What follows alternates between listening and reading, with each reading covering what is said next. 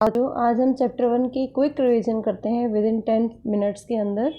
तो सबसे पहले जब भी हम रासायनिक अभिक्रिया एवं समीकरण की बात करते हैं तो आपके इस अध्याय के अंदर 6 या 7 तरह की अभिक्रियाएं हैं जो 1 बाय 1 हम डिस्कस करते हैं।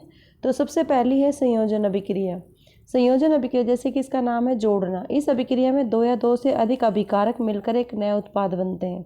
जैसे इसमें एक एग्जाम्पल लिया हुआ है C+O2, ये बन जाता है CO2। जब भी कभी लकड़ी को हम जलाते हैं या कार्बन के प्रोडक्ट्स को जलाते हैं, ऑक्सीजन चाहिए जलाने के लिए, तो वो गैस उत्पन्न करता है। उस गैस का नाम है कार्बन डाइऑक्साइड। ये जो लेफ्ट हैंड साइड के जो प्रोडक्ट होते हैं इनको बोलते हैं अभिकारक, और यहाँ जो कार्बन डाइऑक्साइड बनी उसको बोलते हैं उत्पाद। तो लेफ्ट हैंड साइड अभिकारक और ये राइट आपका उत्पाद इसको कहलाएगा। तो इस तरीके से हमें देखना है। तो संयोजन अभिक्रिया कि अगर डेफिनेशन आती है, कोई एक एग्जाम्पल आपको लर्न करना है। दूसरा है वियोजन अभिक्रिया। वियोजन अभिक्रिया मतलब टूटना। कोई एक अभिकारक जब टूट कर 2 या 2 से अधिक उत्पाद बनाता है उसे वियोजन अभिक्रिया कहते हैं। जैसे ए प्रोडक्ट है, कोई ए अभिकारक है, वो बी और सी में टूट जाता है तो वियोजन अभिक्रिया है। वियोजन अभिक्रिया के 3 एग्जाम्पल है। बहुत इंपॉर्टेंट क्वेश्चन है ये। ऊष्मीय वियोजन, जो ऊष्मा द्वारा वियोजित होती है, मतलब जिसको हीट की रिक्वायरमेंट होती है। जैसे कैल्शियम कार्बोनेट होता है। कैल्शियम जो कार्बोनेट है उसको जब हम हीट करेंगे तो वो क्विक लाइम में टूट जाएगा, CaO प्लस कार्बन डाइऑक्साइड। इसको कहते हैं बिना बुझा हुआ चूना। कैल्शियम ऑक्साइड का कहलाता है बिना बुझा हुआ चूना। तो एक है, आप एग्जाम्पल ले सकते हो उसमें वियोजन का। दूसरा आता है वैद्युत वियोजन, मतलब विद्युत धारा जब प्रवाहित करते हैं किसी भी अभिक्रिया में तो उसके जो अभिकारक हैं वो 2 या 2 से ज़्यादा उसमें उत्पादों में टूट जाते हैं। मोस्ट एग्जाम्पल है आपका NCERT के अंदर भी वाटर। जो H2O है, जब उसमें करंट पास किया जाता है तो hydrogen gas plus oxygen gas में टूट जाता है। यहाँ पे ये हाइड्रोजन आएगा, इसको करेक्ट कर लें, H2 आएगा यहाँ पर। H2 + O2, इसको बैलेंस करेंगे। अगर हम यहाँ बैलेंस करते हैं तो 4 हाइड्रोजन हो जाते हैं, इसके आगे भी 2 लगा देंगे। कई बार इसी क्वेश्चन को पूछा जाता है कि बताइए कि हाइड्रोजन और ऑक्सीजन की रेशो क्या है। तो ये 2 रेशो है, ये 1 रेशो है। 2:1 की फॉर्म में फॉर्म होती है। और ये भी पूछा जाता है हाइड्रोजन गैस कैथोड पे जमा होती है या एनोड पे। जो हाइड्रोजन गैस होती है H जो होता है वो पॉजिटिव साइन होता है उसके ऊपर, ऑक्सीजन के ऊपर 2 नेगेटिव होते हैं। तो हमेशा अपोजिट पोल की तरफ अट्रैक्ट करते हैं। तो जो एनोड होता है, एनोड पॉजिटिव चार्ज होता है और कैथोड होता है नेगेटिवली चार्ज। तो नेगेटिव पर ये पॉजिटिव हाइड्रोजन गैस कलेक्ट हो जाएगी और positive pay oxygen gas collect हो जाएगी। तो एनोड पे ऑक्सीजन होगी, कैथोड पे हाइड्रोजन होगी। इस तरीके से हम यहाँ पे ये सॉल्व कर सकते हैं। उसके बाद आता है प्रकाशीय वियोजन। जैसे हम बार बार बोलते हैं कि हमेशा कभी भी जो सोडियम क्लोराइड, सिल्वर क्लोराइड है उसको हमेशा रंगीन बोतल के अंदर भरना चाहिए। क्यों भरना चाहिए? क्योंकि सूर्य का प्रकाश पड़ेगा तो उसके अंदर अभिक्रिया होगी।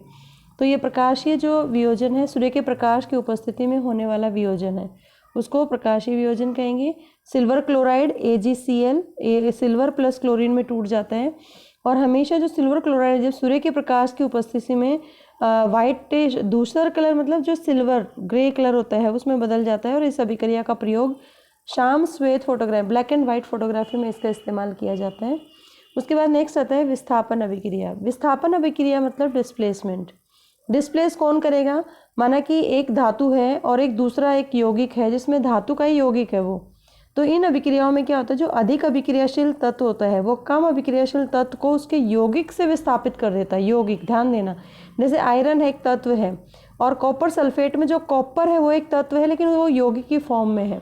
तो आयरन है वो कॉपर से ज़्यादा रिएक्टिव है तो वो उसको हटा के खुद बैठ जाएगा और फेरस सल्फेट बना देगा, साथ में कॉपर रिमूव कर देगा। इसके में जो कॉपर सल्फेट है उसका नीला रंग होता है और फेरस सल्फेट लाइट ग्रीन में बदल जाता है। और जो कॉपर है वो लोहे की कील के ऊपर जमा हो जाती है, डिपॉजिट हो जाती है। तो यहाँ पे नीचे लिखा भी हुआ है कि कॉपर सल्फेट जो नीले रंग का रंग है वो आयरन सल्फेट के निर्माण के कारण हरा हो जाता है, और जो लोहे के ऊपर भूरे रंग की परत है वो कॉपर की जमा हो जाती है। तो ये चीज़ें याद रखने की इसमें कि विस्थापन में क्या क्या होता है। एक एग्जाम्पल हर अभिक्रिया का आपको याद रखना है ताकि आपको कोई प्रॉब्लम ना आए। उसके बाद आता है द्विविस्थापन अभिक्रिया। बहुत बार आता है ये क्वेश्चन, वेरी इंपॉर्टेंट।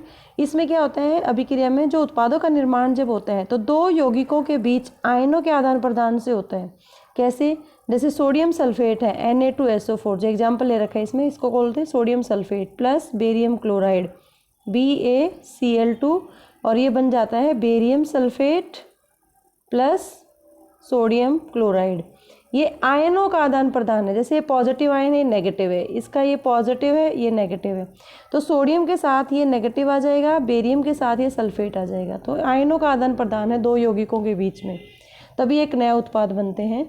और इसमें दोनों ही ये वाइट कलर के होते हैं, सोडियम सल्फेट भी वाइट रंग का होता है, बेरियम क्लोराइड भी। फिर इसमें पूछा जाता है कि इसमें अवशेप बनता है, अवशेप कौन सा बनता है, सोडियम क्लोराइड का बनता है या बेरियम सल्फेट का, तो आप इसको बेरियम सल्फेट का वाइट अवशेप बनता है, यहाँ पे लिखा भी हुआ है। और इस अभिक्रिया को अवक्षेपण अभिक्रिया या प्रेसिपिटेशन अवक्षेपण, अवक्षेपण यहाँ पर आप देखेंगे अवक्षेपण, अवक्षेपण मतलब प्रेसिपिटेशन अभिक्रिया भी कहते हैं, क्योंकि इसमें वाइट कलर का प्रेसिपिटेट बेरियम सल्फेट का बनता है। तो इस तरह से ये आप एक रिएक्शन आप याद रखेंगे। नेक्स्ट आती है रिएक्शन जो आपको ध्यान देनी है, वो है उपचयन अपचयन, और दोनों को जब मिला देते हैं उसको रेडॉक्स अभिक्रिया भी कहते हैं, क्योंकि जो अपचयन होता है वो रिडक्शन होता है, उपचयन होता है ऑक्सीडेशन। ये ऑक्सीडेशन है, उपचयन मतलब ऑक्सीजन का ऐड होना, ऑक्सीडेशन ऑक्सीजन की वृद्धि होना या हाइड्रोजन का निकलना, दोनों ही उपचयन की निशानी होते हैं। जैसे इस अभिक्रिया के अंदर कार्बन प्लस ऑक्सीजन, तो कार्बन के साथ ऑक्सीजन ऐड हो रही है तो ये कार्बन डाइऑक्साइड बना रहा है। उपचयन में इससे अपोजिट होता है, इसके अंदर उपचयन में अगर हम उपचयन के अंदर ऑक्सीजन ऐड हो रही है तो अपचयन में जो अभिकारक में हाइड्रोजन की वृद्धि होगी या ऑक्सीजन का ह्रास होगा, ह्रास मतलब निकल जाएगी उसमें से। जैसे कॉपर ऑक्साइड है, copper oxide plus hydrogen gas इसमें से पास करेंगे तो ये कॉपर प्लस H2O बना देता है। तो अगर मैं इसमें देखूँ कि कौन सा उपचयन अपचयन है, जैसे कॉपर ऑक्साइड कॉपर में बदल रहा है तो यहाँ पे ऑक्सीजन का ह्रास हो रहा है, मतलब राइट लेफ्ट हैंड साइड में ऑक्सीजन है लेकिन राइट में नहीं है, तो ये कौन सी अभिक्रिया है, अपचयन अभिक्रिया। दिस इज कॉल्ड अपचयन, क्योंकि ऑक्सीजन निकल रही है उसमें से। यहाँ पर H2 में ऑक्सीजन ऐड हो रही है तो इसको बोलेंगे उपचयन अभिक्रिया, ऑक्सीजन का ऐड होना। तो यहाँ दोनों अभिक्रिया जब एक साथ होती हैं, अपचयन उपचयन, उसको हम रेडॉक्स अभिक्रिया या उपचयन अपचयन अभिक्रिया भी कहते हैं। तो इस तरीके से आप बता सकते हो। दूसरा, इस अभिक्रिया में जो कॉपर ऑक्साइड है, अगर पूछ लेते हैं कि बताइए इसमें से अपचयित पदार्थ कौन सा है, तो कॉपर ऑक्साइड अपचयित पदार्थ है और उपचयित पदार्थ होता है हाइड्रोजन, क्योंकि ऑक्सीजन इसमें ऐड हुई है। और ये जो कॉपर ऑक्साइड है ये उपचायक का काम करेगा। अगर हम उपचायक की बात करेंगे और एक एजेंट की बात करेंगे, ये ऑक्सीडाइजिंग एजेंट है जो कि ऑक्सीजन को रिमूव कर रहा है, और H2 है वो अपचायक है। जब एजेंट की बात करते हैं तो वो उल्टा हो जाता है उसमें। तो जब दोनों अभिक्रिया एक साथ हो रही होती हैं तो उसको हम रेडॉक्स अभिक्रिया कहते हैं।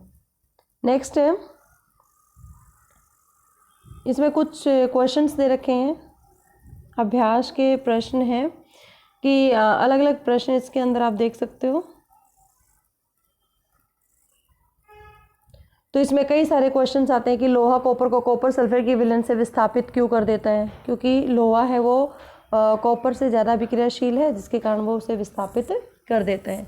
इसमें एक पॉइंट और आता है विकृत गंधिता, और इसके अंदर आ जाता है, इसमें क्वेश्चन हम देख सकते, विकृत गंधिता और आपका आता है संक्षारण।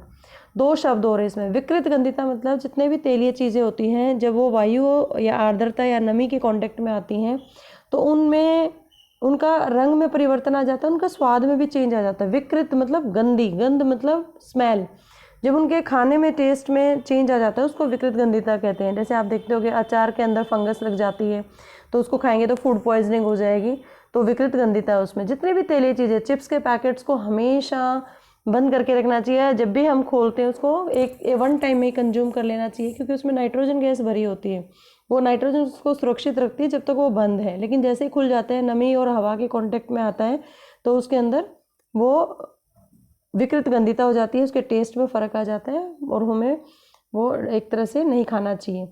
दूसरा आता है संक्षारण, लोहे के ऊपर जंग लगना ही संक्षारण कहलाता है। बहुत सारी चीज़ें होती है, जैसे लोहा है, अगर नमी और हवा या पानी की उपस्थिति में रहता है तो वो कुछ टाइम के बाद धीरे धीरे उसके ऊपर एक भूरे रंग की परत चढ़ जाती है, जिसे हम संक्षारण कहते हैं। अब ये कुछ क्वेश्चंस हैं जिनको आप प्रैक्टिस कर सकते हैं कि लोहा वाला सिल्वर क्लोराइड को गहरे रंग की बोतल में क्यों भरते हैं, ताकि उसके ऊपर सूर्य का प्रकाश पड़ेगा तो वो एक तरह से वियोजित हो जाएगी अभिक्रिया। रेडॉक्स अभिक्रिया जो पीछे मैंने बताई थी, द्विविस्थापन का एक उदाहरण दीजिए। फेरस सल्फेट की एक छोटी मात्रा को क्वथनाली में गर्म किया जाता है तो क्या होगा, कौन सी रिएक्शन है, और रासायनिक अभिक्रिया का प्रकार लिखें। तो आपको एक टेबल बनानी है जिसमें सभी अभिक्रियाएं लिखनी है, उनके डेफिनेशन और एक एक एग्जाम्पल। इस तरीके से आप पूरे चैप्टर को 10 मिनट के अंदर रिवाइज कर सकते हो। Thank you so much.